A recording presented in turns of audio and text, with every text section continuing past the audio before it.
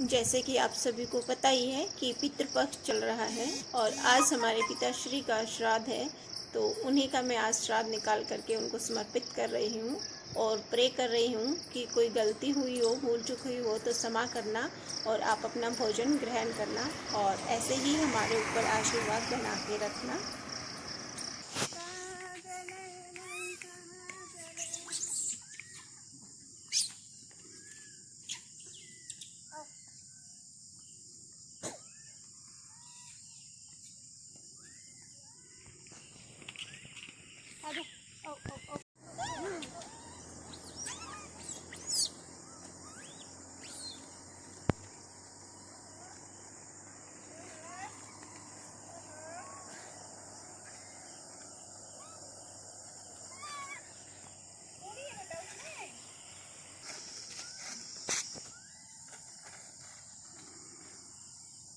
देती हूँ।